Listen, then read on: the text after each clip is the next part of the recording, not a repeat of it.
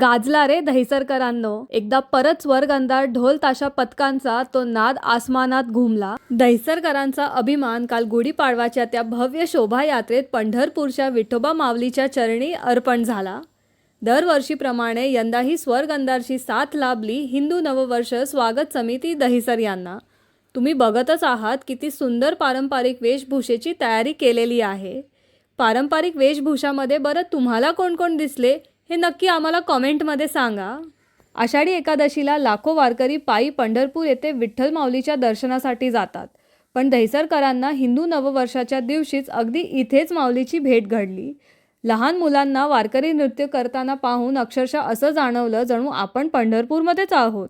आणि इथे भेट झाली आपल्या सगळ्यांच्या लाडक्या श्रीमती मनीषाताई चौधरी, श्रीमती तेजस्वी घोसाळकर, लाडके श्री गणेश खंडकरजी, श्री राम यादवजी आणि श्रीमती रेखा यादव यांची. यांच्यासोबत असंख्य दहिसरकरांनी या शोभायात्रेची शान आणखीन वाढवली. त्या सगळ्यांच्या निरागस भावनेत, त्या टाळ मृदुगांच्या लयीत विठोबा माऊलीची भक्ती अगदी जिवंत झाली. आणि शेवटी एवढंच, ही फक्त शोभायात्रा नव्हती, ही होती भक्ती, परंपरा आणि एकतेची सुंदर अनुभूती. दहिसरच्या प्रत्येक मनात घुमणारा तो नाद आणि विठोबा माऊलीच्या चरणी अर्पण झालेली ही भावना, याच आठवणी पुढच्या वर्षापर्यंत आपल्याला जोडून ठेवतील. पुन्हा भेटूया याच उत्साहात, याच भक्तीत आणि याच एकतेत.